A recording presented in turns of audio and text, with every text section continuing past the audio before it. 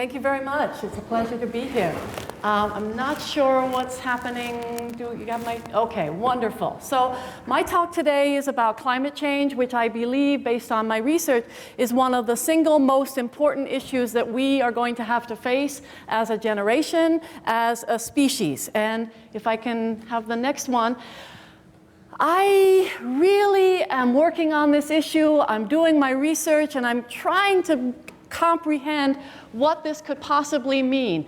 I mean, here we are in Connecticut. We're going to see sea level rise. We're going to see about 100 million people around the world who potentially may drown. But we need to think of this as an intellectual issue because this is based on research, right? If we get too emotional about it, things could kind of go awry. We don't want to go there. We want to stay focused on the idea that this sea level rise and the global temperature rise is going to cause serious problems around the planet. I mean, we could possibly see 20 to 30% of animal species go extinct. And again, you know, we hear that and we say, oh, yeah. But this is based on science, right? And we need to look to science for our answer because this is the single issue of our generation. Again, I repeat myself, and I hope you're taking notes because obviously, you know, you need to know this. This is very important. What is she doing? What am I even doing here? I haven't spoken in this class in 5 weeks. You don't know me, you don't know my name, and honestly, I can't seem to comprehend how this has anything to do with my life. Why do I care about sea level rise? They're killing unarmed people in the streets in my cities, and I have no idea what to do with this. And I'm here under a threat. They're threatening me that if I don't memorize this material, if I don't pass this test, then I won't get a job, I won't get my degree. And so I'm trapped here listening to someone talk at me. But I'm not a multiple choice question, some tank to be filled with your expert knowledge. I just have to get this degree, I guess. I don't understand why I'm here. So as I was saying, right, this is the most important thing. I hope you took notes, and I need to remind you, although science has all the answers, you, the youth, are going to solve this, right? You, the youth, have the power. You have the power, right? You just need to access it. Again, this will be on the midterm next week, so please take special note, and there'll be extra credit if you do a little essay on it in terms of what I've presented, okay? Thank you. I'll see you on Monday.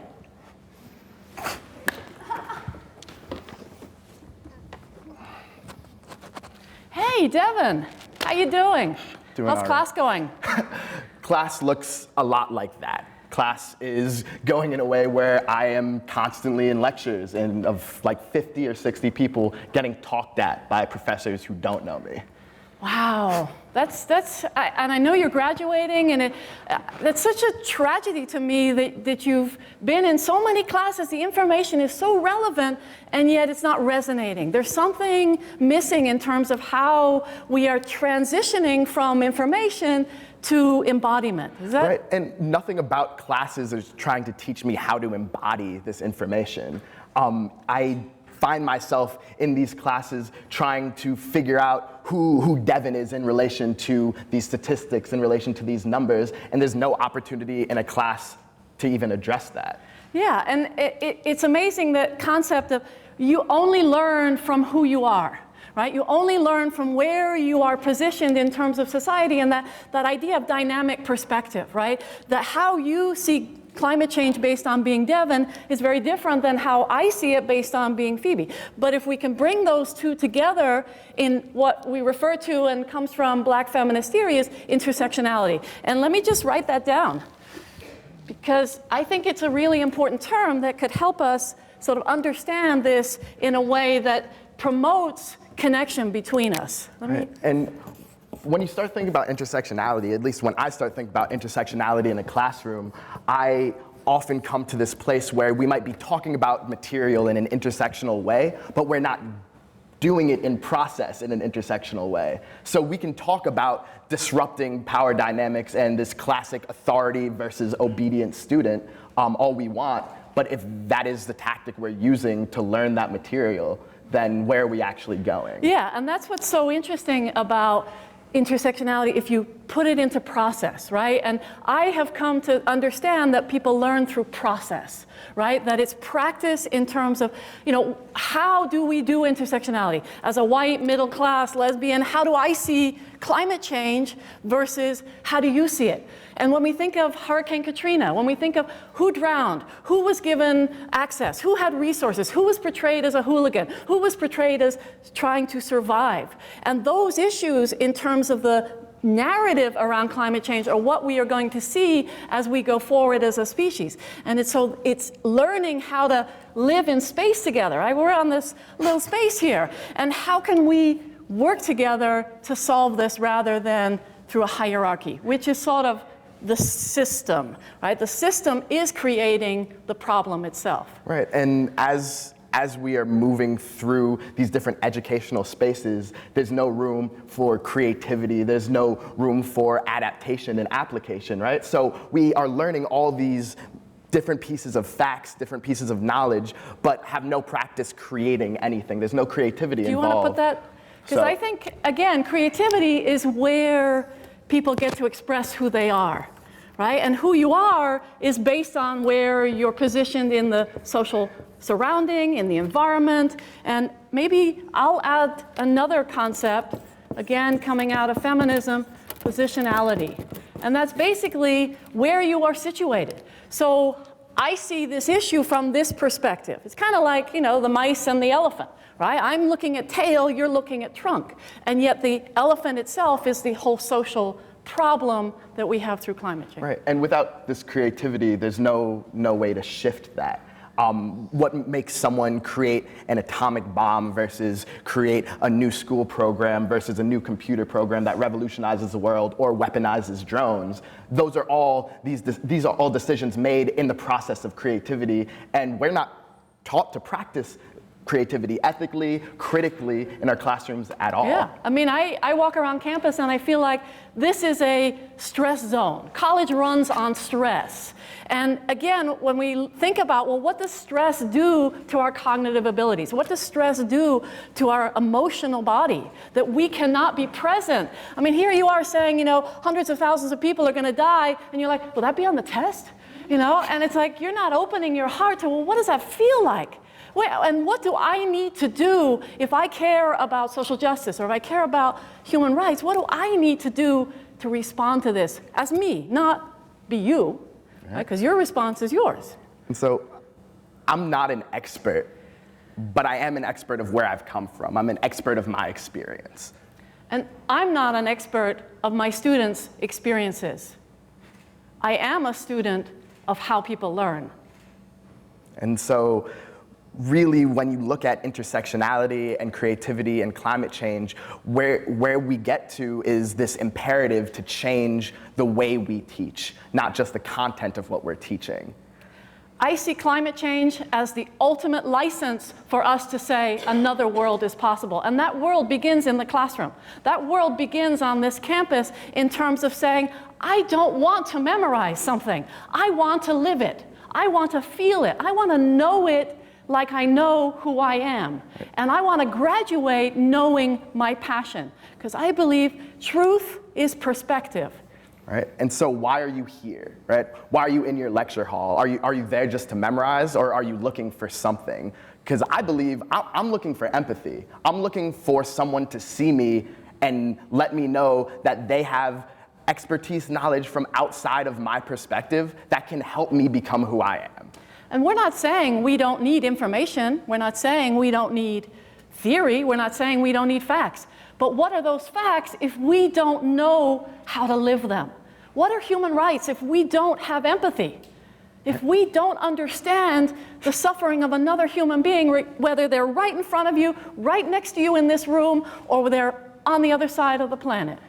And empathy isn't something you just gain or have inherently. It's something that can be practiced. It just hasn't been so far in this educational structure. But if you practice empathy, practice undercutting these power dynamics and leveling the playing field in a way that as a professor, I can see you. And as a student, I can see you. And we can learn from each other. That is a process through which we'll create new solutions. Not doing that has led us here, has led us to this lecture dynamic.